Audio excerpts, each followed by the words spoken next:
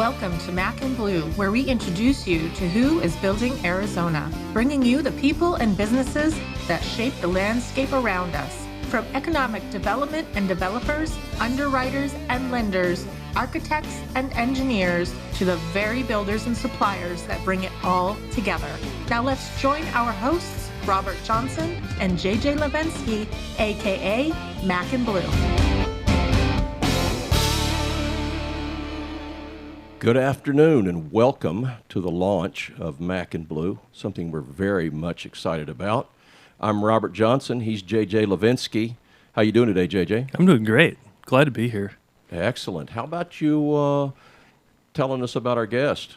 Well, we're honored to have Nathan Steele here, Senior Economic Developer for the City of Maricopa. I was lucky enough to meet Nathan naturally in our line of work and thought he would be a great kickoff to anchor our show. Absolutely. So with that, Nathan, if you don't mind, maybe give us a little bit of background on yourself, as far as the Arizona connection, and then we'll go into the fun stuff of your role in the City of Maricopa. Oh, the fun stuff already started. Did you guys choose the intro music? That was great. Yes, we did have a little. My You know what? I was digging it. I was over here tapping my I foot. saw you thought, dancing. Yeah, That's great. No, thank you very much. Yeah, it was quite the process. But yeah. Well, congrats for the launch for the first show, and I'm honored to be the first guest. This is fun. Glad to have you. Yeah. So, JJ, to answer your question, just to provide the brief introduction, I'm the Chief Economic Development Officer for City of Maricopa. Maricopa is one of the fastest growing cities, not just in Phoenix area, not just in Arizona, not just in the country. I mean, it's just growing so fast. And so it's a lot of fun to be a part of that. What my role as economic development professional is really, I've used this comparison before, is to set the table. Really make sure that the placemats are all put there so it's nice, so that the chefs can come in and produce a really nice gold. looking meal. The builders, the engineers, the planners, they're the chefs. They're the ones that know how to really make these nice places to live and work and play. My job is just to help create that environment so that they can succeed. And I feel like we're doing that in Maricopa. It's been great to see the success that we're having, and we have a lot of plans in place to continue that success. So, Nathan, how'd you fall into this role, and what's kind of the brief story about your background and what makes you uniquely qualified for this? Sure. Do you want the long story or the longer story with it? I'll try and give somewhere in between. Yeah, that'd be great. With that. But you grow up, or I did at least, playing SimCity. It's so fun to just get creative with, maybe this can go here, maybe that can go there. And as I was going through college, I went what every creative person wants to do and was planning on going to law school. And Wow. Because I know that's right. What a jump. No. But as I was doing grad school, I started looking at this combined JD MPA program and thought, well, that's really interesting, the whole public side of things. So I started all that. And just after a few classes into that, I said, I'm just going to stick with the MPA side of things. The public management, public administration is a blast. And so I stuck with that, and then all plans towards city management. But just as the different communities that I have served, I kind of been known to just, where am I needed? Let me fill that need. And it's gone into urban planning, land use planning, and in this role, economic development. And I'm hitting the stride with that. And I'm now thinking, man, I just want my whole career to be economic development. This is It's a fun place. So how many different municipalities were you associated with prior to Maricopa? So before Maricopa, I have worked in cities in Utah, California twice, and Wisconsin. Oh, nice. Coming here. So I have a good understanding of a lot of America. And it's a lot of fun to see how different cities and how different regions do things. So I can take what I like from some, learn from the mistakes of others, and be able to really craft what I think is the best strategy to. And how long have you been there now?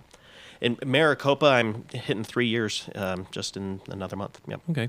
And I think myself and many of the listeners would like to know, like, how does your role fall into the hierarchy or horizontal organization within the city itself? Like, who do you report to? What does it look like at a city council meeting, or, how do you advise everyone in the different capacity, if you will? Sure. Yeah. This is the local government 101 Yeah. right now class. Yeah, perfect. The high school civics class. You can start off thinking of a mayor and a city council as a board of directors for a private business. Okay? They go to their board meetings and they see the overall direction of what that business is doing, what the city is doing. That's what the mayor and council do. The CEO of that business in most cities is the city manager. The city manager is responsible for the day-to-day operations of the business, just like the CEO of a business would be. The day-to-day operations of the city. So in Maricopa, there's a police department, there's a fire department, there's the planning department, there's parks and rec, there's engineering, there's all of these different outward-facing functions that report ultimately to the city manager. But there's also the administrative sides of things like human resources and finance and IT.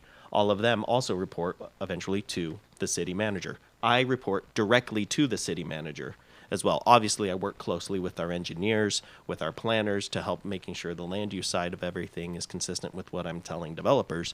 But I ultimately report to the city manager. And you do a lot of interaction with developers. Daily.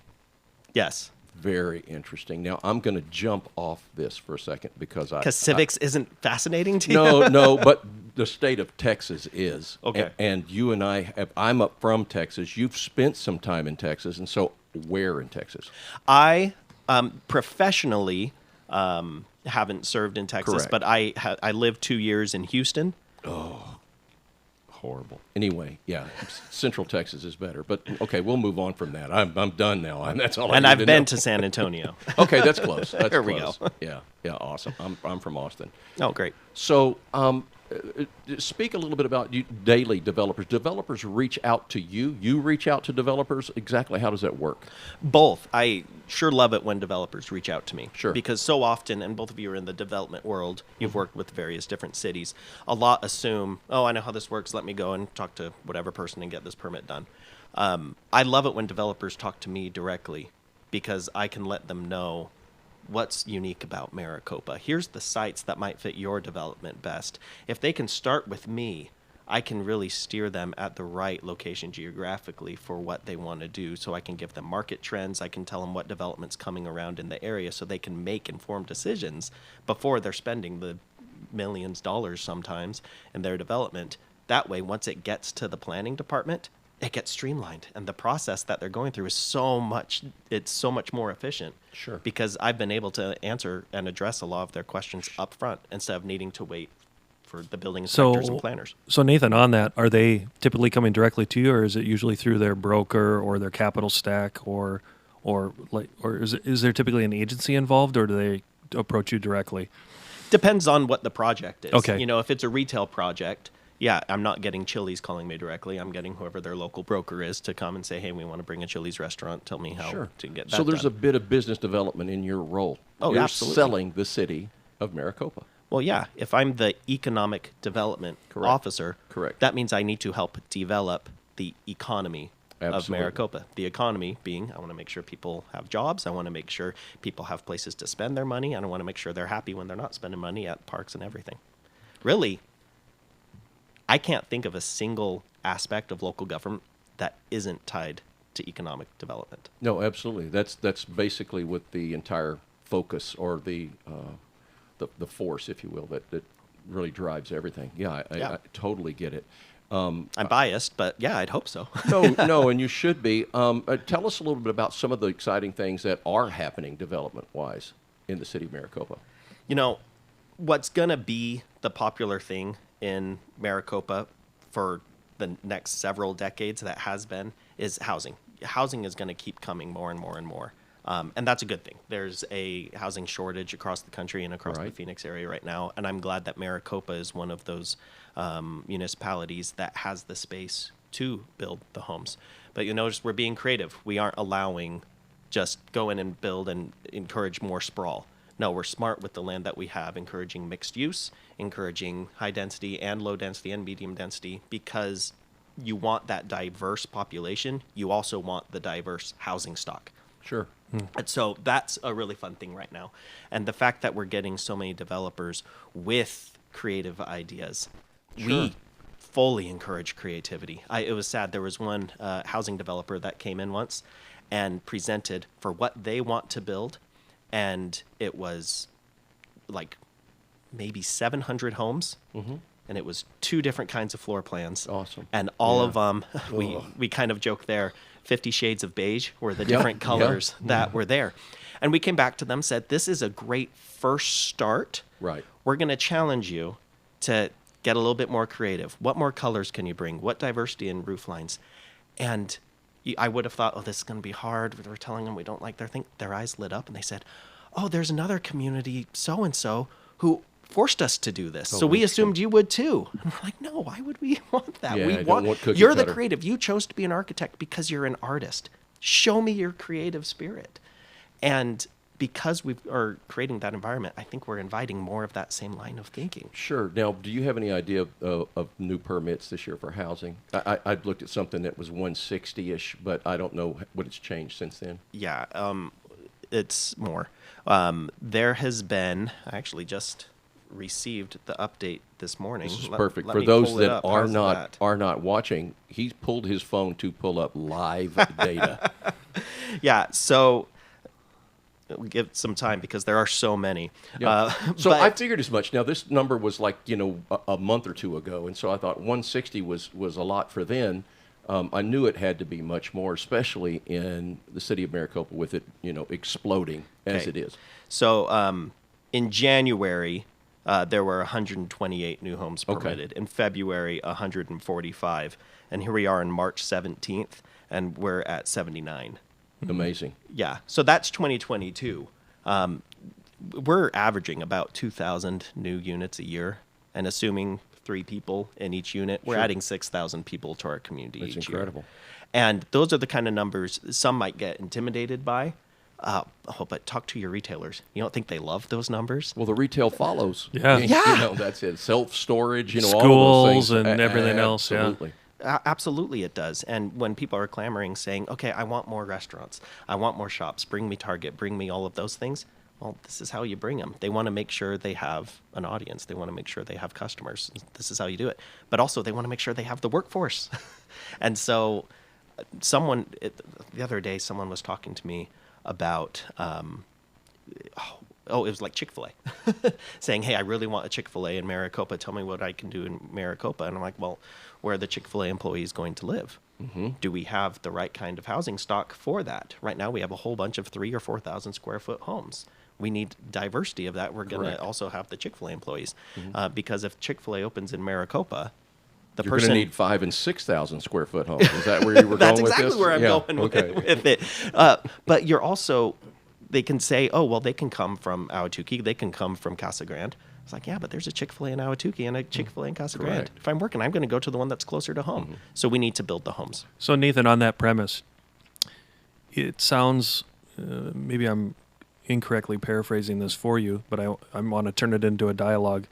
It sounds like a lot of the permits are single-family dwellings, and then back to the diversity that you have to condone and represent to your base is the mixed use and the multifamily a pivotal second and third element to what you described earlier? Yeah, those numbers were the single family, but there's also multifamily getting built along all of that. For years and years, there haven't been any multifamily getting built in Maricopa. That changed last year when there were a couple hundred permits that got issued for a new apartment complex that got put in. There's been entitlements for new condo, duplex, townhome, bungalow project, all of those that you want to the call. single family rental. Single stuff. family for rent, Yeah. all of those and everything in between, a lot of the garden home kind of variety are all getting built, and I think there's now an entitlement close to 1,000 units. It's not enough, but I think it's a great start because as we keep growing, you want to make sure there's a good, healthy diversity of the different kind of housing stock. Speaking of entitlement, Nathan, correct me if I'm wrong, but you guys have a unique disposition in that you have some entitlement leverage and advantage over a bunch of other municipalities. Is that correct or incorrect? I personally believe that we have a process that is more business friendly than what other communities are doing, if that's kind of what you're going about with it. Well, it just seemed like a lot of the land down there is ready to be developed quicker and faster, and there's more of a process in place. It seems like when I talk to developers, they feel that the Maricopa proper has that advantage, and I just wanted you to speak to that. I don't know the particulars that feed those rumors, but just kind of curious how that. Those are great rumors. Okay.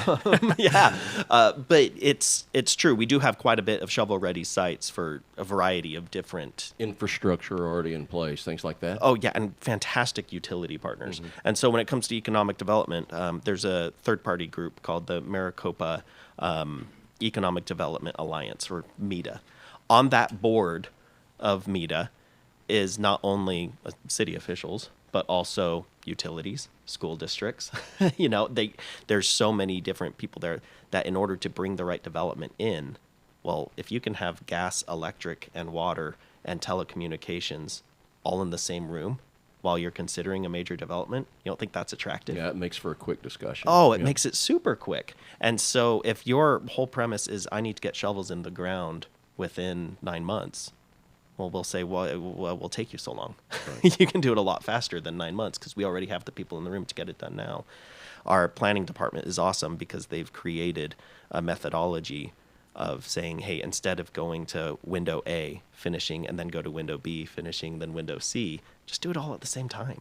Get your There's zoning a done novel at the thought. same time. Yeah, that's So speaking fantastic. of utilities, water is always a big issue for everyone. You guys have capacity, correct? Yeah, there's your next guest. Bring in someone from Global Water Resources. Maricopa is unique. We aren't one of the cities with a public utility. Global Water provides the majority of the water in Maricopa. There's also a couple of water districts. But Global Water is our partner, and they have a 100-year assured water supply already. Wow. And so they not only can provide to all the customers currently in Maricopa, but they see the growth. They see what's in our general plan. They say, yeah, we'll have water for 100 years, also accounting for the growth. That's a fantastic thing to sell right now.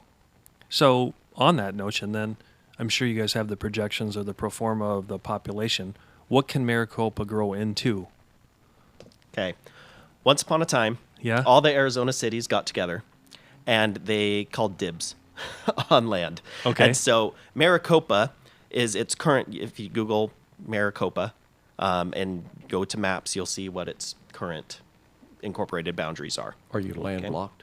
No. Oh, Let me that's tell the you. good part. We then have a planning area, and that's the dibs that Oh. we're talking about. When a city has a planning area, that means another city can't come in and annex that land away because it is in Maricopa's planning area. Just like we can't go in and take land from one of the reservations or from Goodyear or from Casa Grande. No, that's in their own planning areas and the reservations in their own sovereign nation land.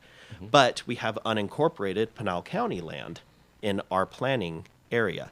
If you take all of that planning area into account, because that eventually will be the incorporated limits of Maricopa, it's three times the landmass of Gilbert. Wow. 3 times the Wow. landmass of Chandler. It's humongous. Because, and I'm sorry, world, you can't see the map that I have pulled Yeah. up, but the I-11 corridor route goes Correct. right in the middle of Maricopa's planning area. Oh, so you can go west. South. Or south, The yeah. I-11 connects Tucson to Vegas. Right. And it cuts through Maricopa's planning area. Okay. It bypasses City of Phoenix, actually. Our planning area goes even south of I-8. Oh, that's amazing. It's humongous. So you abut the tribal land then? Because doesn't the tribal land come up that far? We have a couple different sovereign nations. Okay. And so on the north is the Gila River Indian community. And to our south and west is the Ak-Chin Right. community. But our planning area also includes stuff even south of Ak-Chin. Wow. If you take everything into account based off what's currently there, I drew up this map with our GIS team, and I can't do anything without our GIS Yeah. team because what you can do to show data visually, you don't need salesmen because the data does it all. we're going to tell everybody listening, it's huge. Yeah. Okay. So It looks like Connecticut. what's super fun with the GIS data, we were able to pull up all of the different housing developments within Maricopa, as well as that are entitled in the planning area.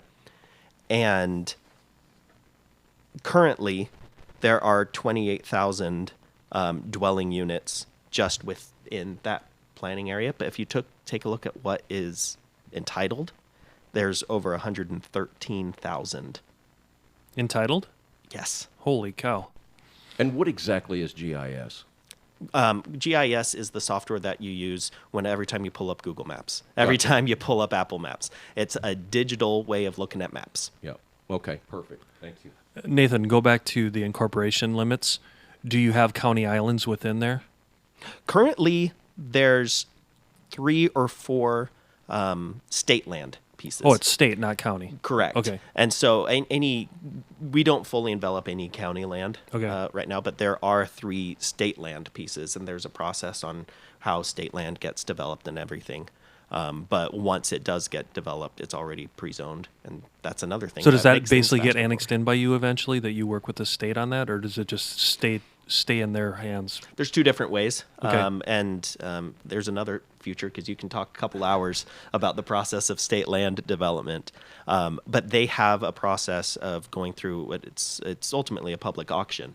And so if the city wants to take ownership, we would have to go and do the environmental studies, talk about what the zoning would be, talk about doing the market analysis, and then it needs to go through the approval process at the state, which includes several different, there's a special committee with the governor and the treasurer So and you everything have with first it. right of refusal? Well, on that one, we would be the customer. We would be the Period. buyer. Okay. Yeah. The second option doesn't take nearly as much time, because the other one included several different committee Sure. meetings and hearings and stuff.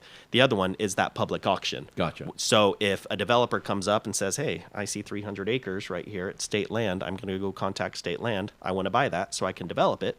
State land says, okay, get it zoned with the city. We've already pre-zoned that. So if any developers out there want state land stuff, talk to us, because we can streamline that step for you already. But they also need to go and do the market analysis. They need to do the environmental studies and show it to the state. The state goes through their process to say, okay, yep, now's the right time. Then they do a auction, and highest bid wins. Once they become owners, they come talk to the city. We'll get them their permits and get them building. Back to the original development discussion, Nathan, do you see would you say most of the development partners that are coming to you are local, or are they coming from out of state?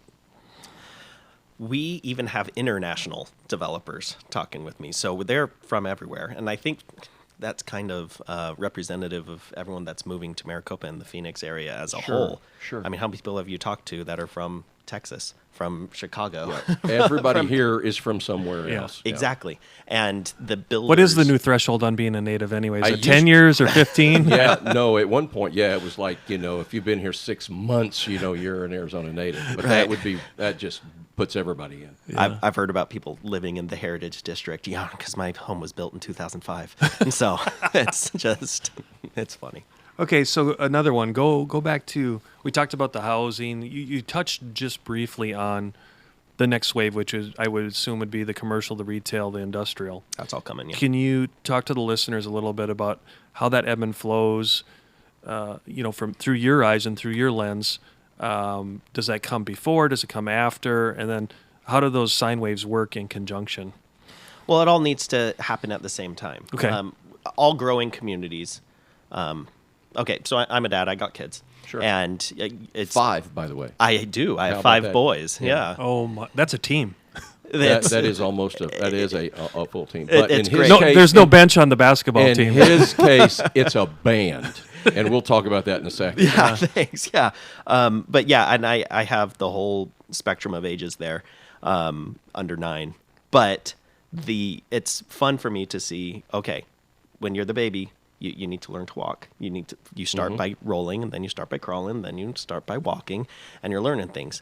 But heck, even my 9-year-old is still mastering the logistics of his body on, well, okay, can I throw? Sure. Can I run? Can I do all that? That never stops. You're going to be doing that until you're dead, right? For your entire life. It does slow down at my age, but yeah. But it's still stuff you learn. It is stuff you learn, exactly. Yeah, right. and with a community, you got to build homes. I mean, you're not a community if you don't have anyone living in your community. And so you're going to be building homes, and that's never going to stop. For Maricopa to keep growing, you're going to constantly be adding homes. Sure. What those homes look like change, multifamily, single family, low density, high density, but you're going to continue to build homes, places for people to live. And then eventually you learn more things. Then you start going to school if you're a kid. Well, then you need to add the commercial. You need to add places for people to shop at. You're going to add more diversity in schooling, different churches, different parks, all the different things that make a home a home. Sure. And that's the thing I love about my team in Maricopa. I think all of us have built in that we're building a home for people. Which is excellent. Now, I'm going to throw this one, because I don't know why we didn't discuss this earlier, and I'm sure we're getting to it, and we are now. But is a catalyst to that business coming in and bringing jobs. Which comes first, the house or the business? The house. Okay, Always the house. Businesses that come in look for the housing. Always. If the major industrial folks that come in, if they're building a plant that might have 200, 300 jobs, the first thing they ask is, well, where are my employees going to live? If I say, well, you come first, that's not going to fly. They need to know that there's a place for their employees to live day one. Yeah, and it's close, and it's affordable. And that there's quality of life, so they'll enjoy living here. Absolutely. Because you're not going to choose to locate to a city if they know people are saying, oh, it's a stepping stone, this isn't where I want to end up. Well, then no, don't bring your business there. You want to go to a place that people will be happy setting their roots there. Yeah, which is part of the allure. Yeah, totally. That's what you have to build. You have to build that home, that place where people So what come. is, Nathan, on the quality of life spectrum, what are the trends and what are you guys challenged with in providing those quality of life amenities, so to speak? Let the listeners know. I'm curious to hear what those things look like. I always ask people to answer that question for me. And so when someone's visiting you from out of state, okay, and they say, well, show me your city, what do you show them? Good For me, question. that's my definition of quality of life. Yeah. What am I going to brag to my mother-in-law What do about? we go do that's fun? What do we like? Yeah, that's really, and that's going to differ based on who that question is asked to. Totally. Some people are around family. Some people like, partying. Some like sports. Some like, so I see it could really vary. Absolutely. Yeah, greatly. And some people, I want to make sure I have a Popeyes restaurant. Okay, cool. We'll do our hardest to get a Popeyes restaurant. But others will say, well, my family from out of town, they have Popeyes over in California too. Right. And so I need to bring them to a restaurant that's unique. So I want to make sure we have enough opportunities for our entrepreneurial chefs to start their own things, to create unique things. That's what economic development in my mind is. It goes back to setting that table. Sure. So your entrepreneurs can all grow and build something that's unique. Gold. That really is gold. That's the win right there. Is there a so-called opportunity zone within Maricopa as it's defined by a lot of the other municipalities? The legal definition of opportunity zone includes some areas that have some historic blight or other areas and stuff with it. We're only 15 years old. So you can't have blight. There's not a lot, which is a great problem to have, It's right? a super problem. Yeah. But there are plenty still of greenfield sites that don't have a lot of history on it that is potential. There's a lot of empty canvases in Maricopa, and that's what we can focus on. For me, that's the opportunity, is the fact you're starting from right now. There hasn't been any there. There's been some agricultural land, but we've done the environmental studies. We can say, okay, there's not any environmental or historical significance to maybe this part of land. Go at it, and that's fun. There's been a lot of people enjoying that. Maybe talk a little bit about, because I keep hearing that the large industrial, every community has industrial, but the large industrial seems to be going to Casa Grande. And then how do you have a relationship with them as neighbors? Are you more of going to be the community where everyone lives and some people work there? Or what's kind of the noise and the hubbub back and forth between your two communities? Are we Minneapolis, St. Paul? Is that kind of that thing? Right. We have a great relationship with Casa Grande. We're both the two largest communities in Pinal County. We're the two fastest growing ones. And we rely on each other's workforce quite a bit. A lot of the people that work in Casa Grande will live in Maricopa. A lot of people that work in Maricopa live in Casa Grande. You know, we're going to keep having that relationship.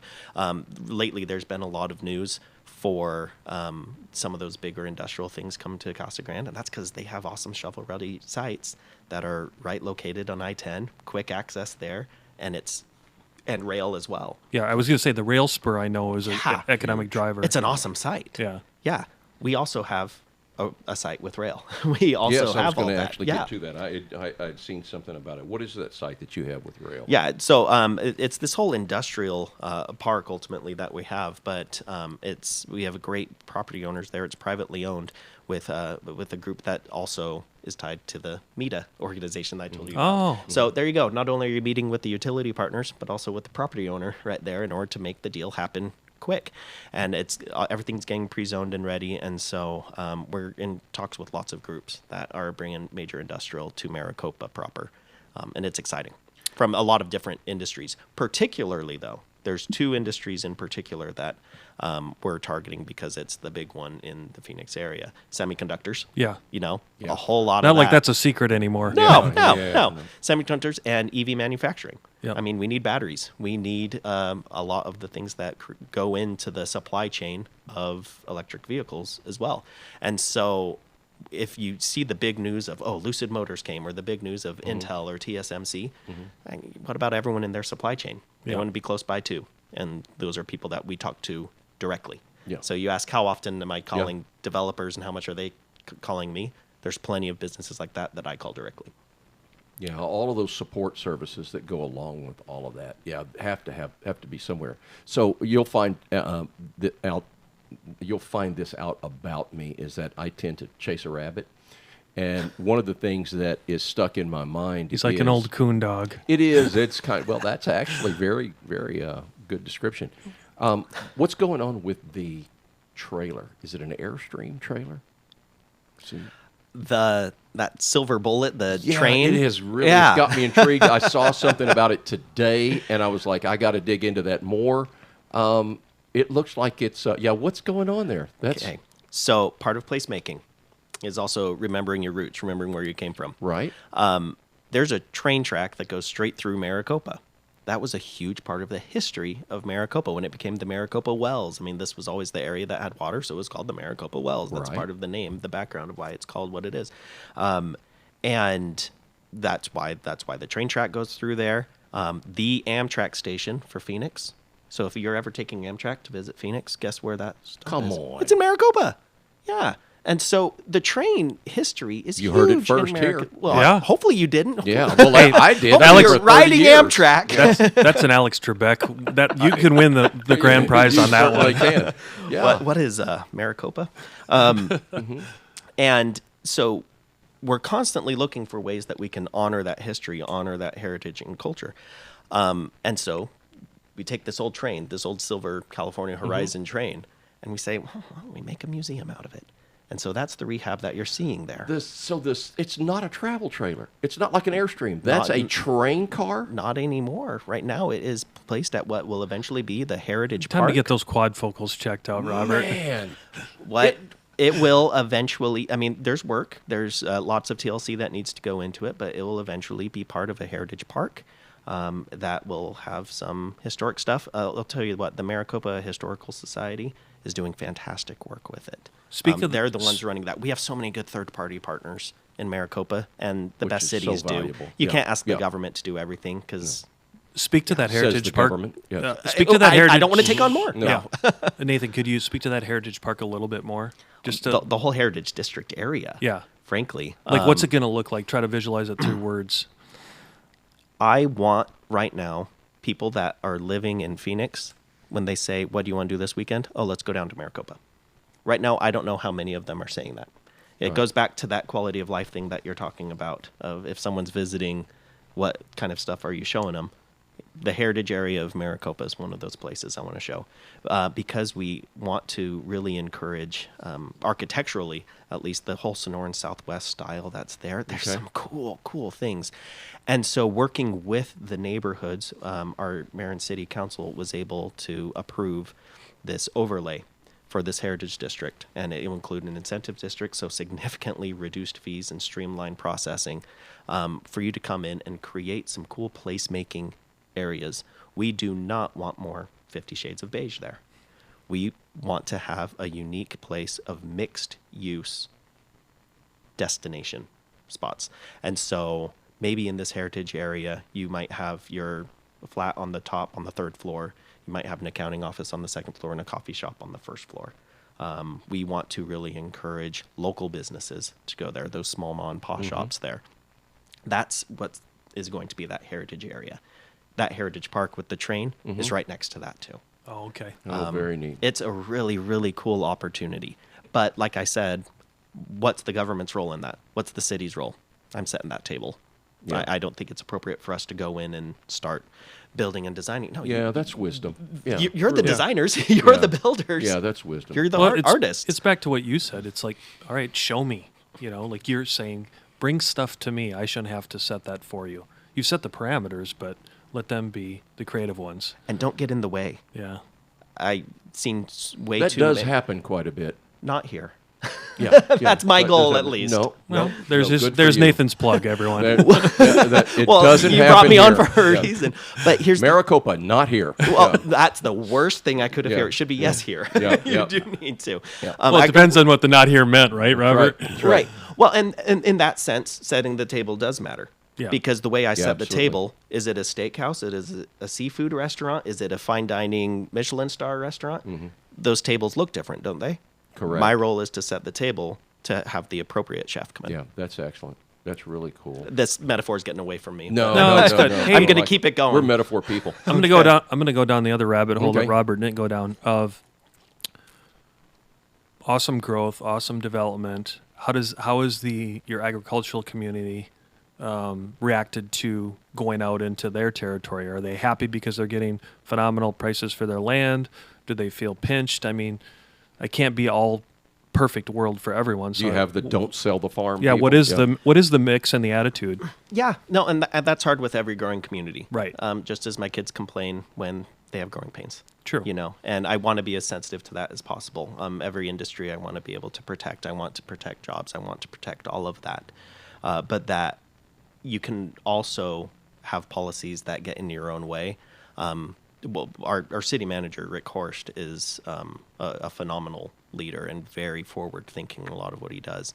And one of the phrases that I'm going to use is from him, where he says, some governments get it right about 30% of the time, and the market gets it right about 80% of the time. So I tend to trust what the And I market's really doing. like you. No, Yeah. That's Rick. that one's Rick. Yeah, I well, won't take credit yeah, for that one. I'll give him a regardless. plug after working with him. I can testify he's a man of that word. Yeah, Right. That's so cool. And so you set the table, you put as many policies in order to be friendly to let the market do what the market demands. Every once in a while you stop in to say, no, not that color of house. I have enough Sure, brown. I sure. want to see blues and other colors and diversity of architecture. But deep down, you can't create policies that stop progress. Does that make sense? It does. yeah, yeah. absolutely.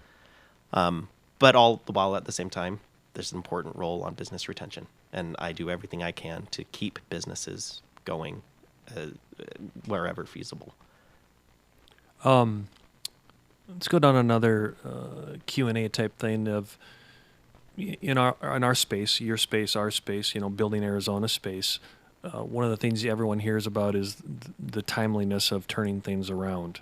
We're all challenged with supply chain, and not only in the tangible supply chain, but in the intangible, meaning getting plans and things through different municipalities in a timely manner. Nathan, can you speak to just the macro of that, of, what are the challenges? How are you guys trying to overcome it? Because let's be honest, everyone, there's no magic answer here, but what's your philosophy? Well, you're right. There's so many factors that go into it.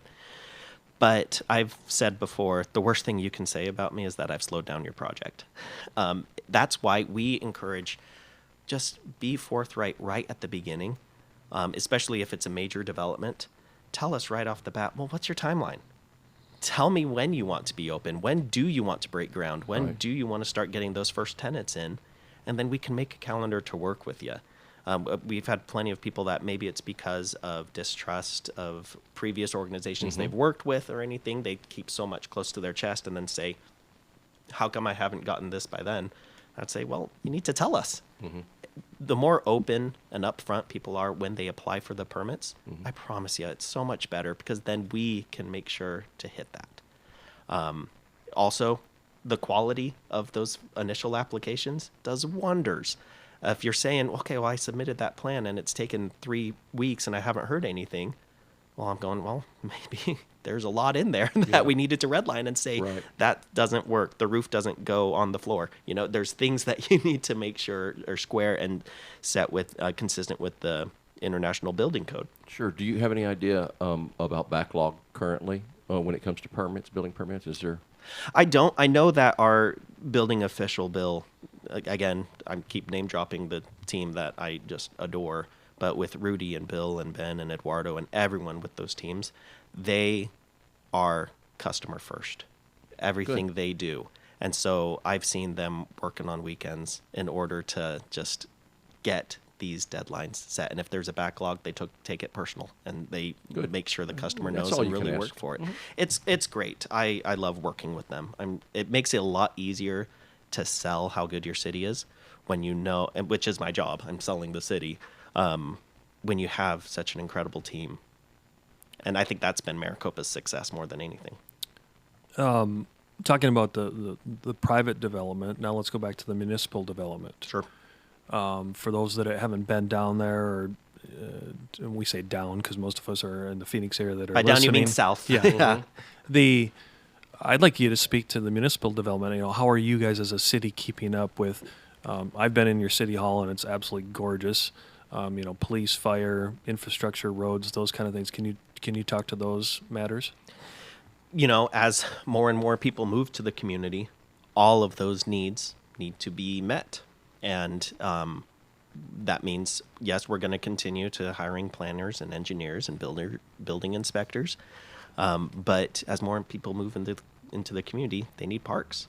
And so we, on the personnel side of things, we're always going to be hiring the best talent. And, is it Good to Great? Jim Collins, that book, talks about getting the right people on the bus. Sometimes first you get them on the bus, then at least they're with you. Right. And then once they're there, figure out what seat they're going to be on. If we find someone that has that talent, has that intangible of, we need you in that organization, we'll hire them. And then maybe we'll figure out where they'll be later. But first, let's just get you on. Correct. That's why we kind of joke that some of us have moved offices 4 times. It's not due to any poor measure. In fact, if you're moving offices 4 times, it means, okay, there's this talent here. We want to make sure you are filling where we need it. And in that sense, as a local government, we work a lot like a private business. And I think we can learn a lot in my industry from the private sector and try to operate that way more and more. Now, I think you're talking more about infrastructure projects rather than personnel stuff. No, but you answered it brilliantly. I think it's a twofold answer. So Sure. you've given that side. Maybe you can just speak to this side a little bit as well. Sure. Yeah, we're going to keep building buildings, keep building roads, keep working with utilities to make sure there's plenty of water for everyone and electricity to keep the power on. We encourage plenty of diversity of sources and utilities as well. And so right now there's a couple different providers for telecom. We'll always welcome more and more because diversity is good. A stronger market is good. And so that's constantly stuff that we're working on. A lot of people have asked before about but with all these new people coming on, Porter Road isn't big enough to handle all that. Well, that's why Porter Road is getting widened right now. All of this was planned for. Yeah, your right of way is there. Yeah, it's there. And that's going back to the civics lesson, especially in growing communities, you might see the city pave a new road. And you go, it's just 2 lanes. It's just 1 lane, another lane, and then a very small stripe in the middle, and there's no sidewalks or curbs or gutters. It's this little country road. Right. That's not going to be enough for all the people that are going to live here. And then they realized, well, once the developer on that side of the road came in, they added another lane and curb and gutter and sidewalk. Oh, the developer on this side came in, they added another lane, curb, gutter, and sidewalk. That way, it's a proper use of taxpayer dollars to make sure those making the impact are the one paying for the impact. Well, and for the listeners that don't know this, it's not always the taxpayer that pays for it too. The assessment goes to the developer as well. Right. When I said those making the impact are the ones paying for the impact fees. Yeah, trust me, we all know. Yeah. You two don't know what impact fees are, right? Yeah. No, never seen any of those in my life. Yeah. So speaking of that access, and this is always a contentious topic because I think you framed it very well.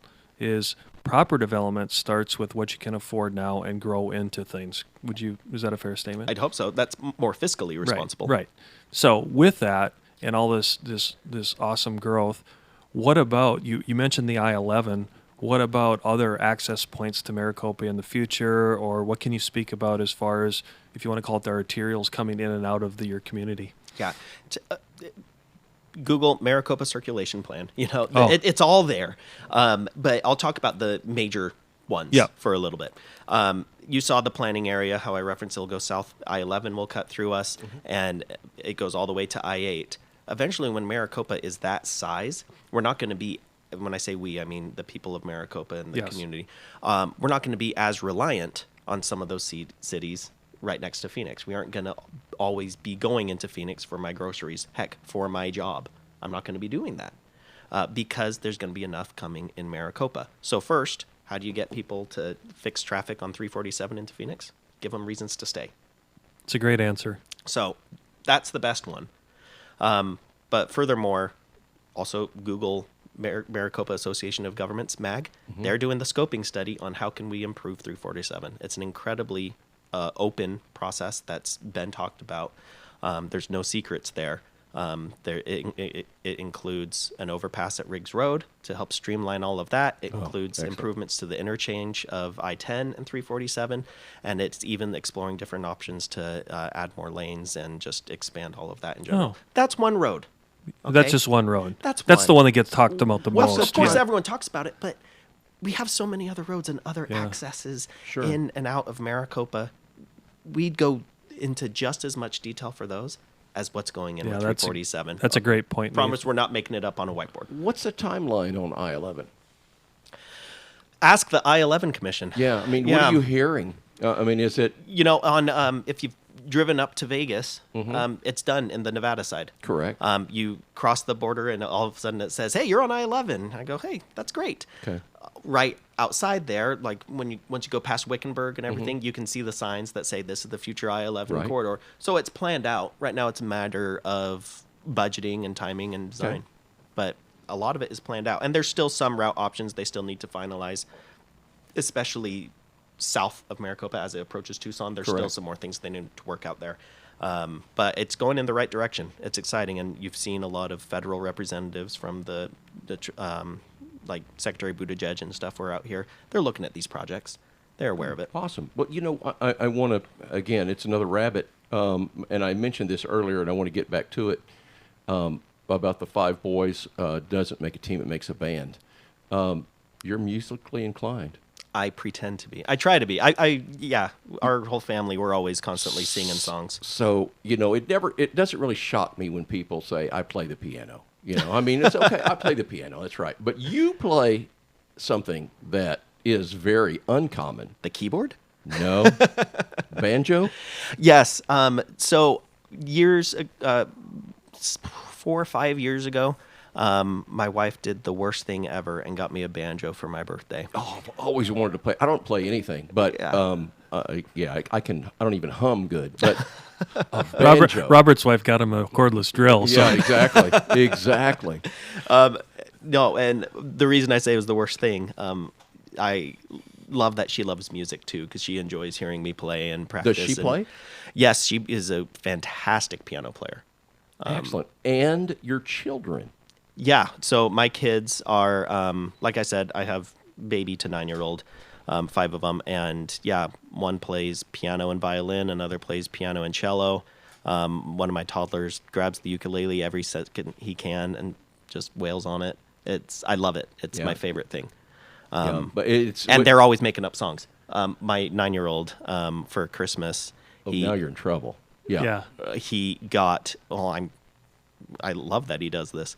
For Christmas, he got a blank book of just music staff, so he could just write music. Oh wow! Oh, now wait a second. And there's times he's bored. He just composes. It's not just by ear. They write music. Oh, all the time. Oh, come on. All the time they do. They're writing musicals. That is so killer. Hearing the lyrics down, you see him trying to rhyme. Thank God and be they like, got their "It's mother's this, DNA, this, right? Yeah, exactly. It's fun. So the reason For both of us, give me some credit. The reason I don't see that very often. Something, and I won't do this often on this program, I promise you, but to share something personal. So my wife and I did that same thing with our children. Neither one of us play, but they really showed an interest. So we didn't have a living room. We put a Hammond organ, piano, drums, bass, saxophone. We did all that stuff. And so that's when kids would come to the house, that's what they did. They sat in there and played music. I think the Steele family is probably 40% of Linton Milano Music's budget. The Steele family. There it is. That's going to be on a CD. With steel drums? Yeah. So the Steel other string guitars? The other one is, and I've got to get this in. So Sure. I'm going to write a book, okay? And I am using the name Nathan Steele. Okay, I'll give you a nod. I'll do whatever I have to. my lawyer call you. But Yeah, that sure. is like, Nathan Steele has to be that main character. That's like a killer name. No, that's one thing. I appreciate that. Steele's a good last Hold name. on. And What's going to be the topic of the book, first of all? Yeah, I actually already have it. I'm about 80,000 words in. Oh, But great. yeah, you don't. Hey, do that. hitting the 80,000 times doesn't count. Yeah, Just- exactly. Yeah, filler words count. They do count. no, But that with all of our sons, we've thought long and hard. We're like, okay, Steele is a strong last name. It's got a great history with my different family members, and Diana and I have talked multiple times when naming our kids, saying, okay, they need to have strong, powerful names, and they all have great meaning to us. And they Oh, that's all, cool. Multiple have come and said, like, Okay. oh man, he could be a quarterback. I'm through chasing. Can't get us back on track. You're JJ. good. Oh, You're no. good. I like these tangential things. Nathan, I think we have about 10 minutes left, so what haven't we asked you about, like, let's say interesting facts, other things about Maricopa that we haven't talked about that basically the general public might not know? Why are people moving to Maricopa?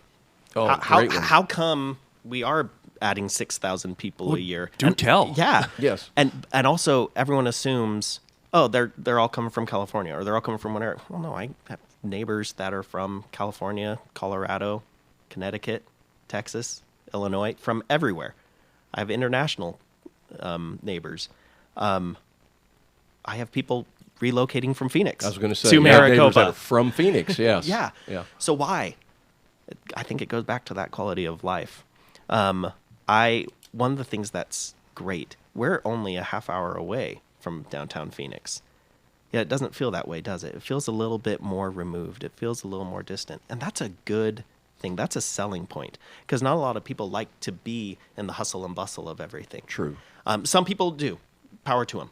But what's being really attractive to the people that are coming to Maricopa is they like that it has that small town feel, yet it's a full service city at the same time. You can see mountains. You can feel. Yeah. You can stretch out. Yeah. On your way home, you can see wild horses Right. running around in the Gila River Indian Reservation. Yeah. You can go there and not worry when my kids are out biking around. Like they're okay. They're just biking in our neighborhood, and I know the people in my neighborhood. Right. And even though we're adding thousands and thousands of people every year, we haven't lost that.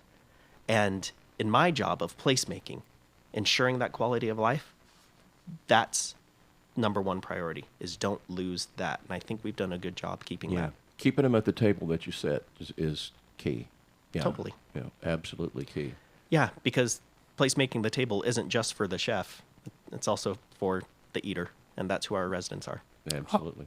I think you brought up a great point. Speaking of the horses with the Gila River, and you have the casino down there as well, and Auctions, yeah. and neighbors all around. how often do you work with those entities with your own growth, and how does that interact with them? Oh, if we don't work with them, we're doing something wrong. Well, no, you got to talk with your neighbors. So I have great relationships Yeah. with them. Our mayor and council have fantastic relationships with the leadership of the reservations as well. We're very close working together in all of our different development plans. Do and you business actually plans. do you actually physically do joint ventures with them, or not, or is it just more, collaboration? Depends on the project. Yeah, if there's infrastructure projects, you don't think all the stuff with 347. We aren't regularly talking with Gila Yeah, River. good Of point. course we are. Yeah. Yeah, we have to do that.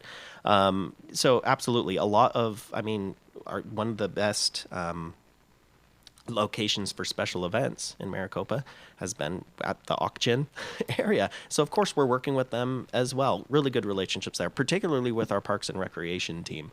They do a lot of stuff to work out with the different cultures that are in Maricopa and reaching out to the different reservations next door. We have a cultural event coming up next week, actually, that has a lot of really cool auction and Gila River Well, stuff there. speaking of Parks and Rec, I know as a soccer dad, I feel like I'm in your community every other weekend. Oh, yeah. Yeah, so I know you guys are doing a phenomenal job on that, Oh, correct? Copper Sky that's what sold me. When I was coming and exploring the community, Rick called me and said, hey, you should consider coming and getting on the Maricopa bus. And so when I was exploring, driving around here with Diana, we saw Copper Sky and we're like, oh man. Does that See have our kids out there, and we live there on does every that, Saturday morning. just out of curiosity, does that have room for expansion, or how Oh, yeah. Okay, so Oh, yeah. you guys have a master plan for all that as well. Yep. Okay. Yeah, and don't think that's the only area in town that will ever have a soccer field either. As Maricopa grows, if it's going to be that same size that I Yeah, talked about you're gonna earlier, need- you're going to need several different parks with ball fields, and all of that's in the plan. Awesome. Yeah, very neat. Very neat. Yeah, if you haven't been to Copper Sky, there was a tournament there a while ago where I was looking through and I saw license plates from New Mexico, Arizona, Colorado, California, Nevada, Wyoming. I was like, Wyoming? Yeah, people come from all around because those are some of the best fields in the state. Awesome. Well, so when's the Aegis coming? You saw that news, yeah. Yeah, That's going to be listen, coming. They've let's get that in. That's important. They're submitting plans right now. We're working with them so they can get open soon. Yeah, very cool. There's a lot of really neat stuff. I have to. I'm going to be totally open here. I've been through Maricopa a few times. I'm a West Side guy, but I'm going to come visit. Please do. Yeah. Call me when you do. There's some really, really neat things going on around there. And I'll show you some sites where you can build there so you can bring business here too. So, what is your favorite restaurant? Place to eat. Doesn't even have to be a restaurant. What's your favorite place to eat in Maricopa? Oh, well, I love all our businesses. Yeah, I'm going to get and you I in love trouble all our because you're going to restaurants. name one above another or something. No, but all of them are incredible. I'll tell you, there's a Greek restaurant. Okay, I was gonna ask type. The, It's good. the Euro Grill is one that regularly on Thursdays. That's where my wife and I will text each other, being like, "What do you want for lunch?" "Oh, Euro." Okay, and it's fantastic. But really, there's so many good ones, and there's more good ones coming. So you're a bit of a foodie. Yes. Okay. Yeah. Are you the kind of foodie that takes pictures of his food No. and shares them? Here's your fun fact Because about me. I do. Yeah. So that. Here's your fun fact. If I took pictures, I wouldn't know where to share it because LinkedIn is my only social media. No. Okay. For everybody that can't see it, I'm going to give him a bump. That's all I do personally as well as LinkedIn. It's really healthy for your mental health. I'll tell you that. Yeah, it's healthy for a lot of other reasons than mental health. But yeah, I do stuff. Which you and I have short supply of, by the way. Oh yeah.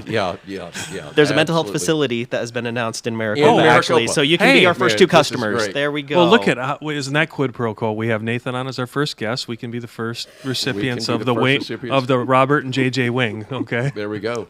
Yeah, we probably do need a wing. All Hopefully, there's not a big deposit. Yeah, we've learned some great things. Let's see. How can people get a hold of you that they want to, other developers, whatever? How do people reach you? You know what?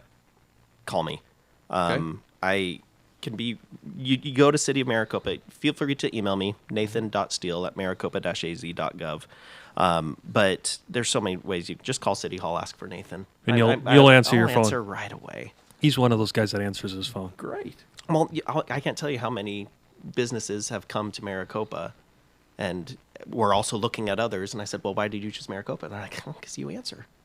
And that's not going to change. That's a phenomenal concept, isn't it? Answer your phone. Yeah, but No, even hell once no. we reach 200, 300,000 people, I sure hope that we are still known as the organization that answers the phone when you call. Yeah, that's a good slogan for a city. That's the We second answer. one, I think. Yeah, yeah. What was it? Well, here's the- Yes, here, and we answer. Okay, Yeah. And we've now here's- just rebranded the entire. But here's the one to the end of all slogans. That's my favorite one that we've used. It was first Jennifer Brown, our assistant city manager, that used it. Said, "Come build a city with us." Awesome. You can't end it any better than that. Thank you, Nathan Steele, so much for being with us. It's been a blast. Yeah. JJ. I mean, this is it. It's in the can. Daryl. I haven't mentioned Daryl Robinson. Daryl Robinson is our producer and has done a fantastic job. Is your mic on? It is going to be. It We're doing will be. quick. It is now. Thank you, Daryl. Well, our goal is to eventually bring Daryl in as the third musketeer on this rat race. yeah, Daryl's going to get some airtime. Okay. Thanks, you, Nathan. everybody. Hey, Thank you, so Nathan. happy to be here. Congrats on the launch. Yep. Thank you. You've been listening to the Mac and Blue Show, brought to you by Mac Prefab and Bleuwave General Contracting. Be sure to subscribe to the Mac and Blue podcast on your favorite podcast platform. Follow Robert Johnson and JJ Levenske on LinkedIn and Instagram. And tune in live every first and third Thursday at 3 p.m. as we continue to introduce you to the people building Arizona. Walt Disney said, "You can dream, create, design, and build the most wonderful place in the world, but it requires people to make the dream a reality." Until next time, make it a great day.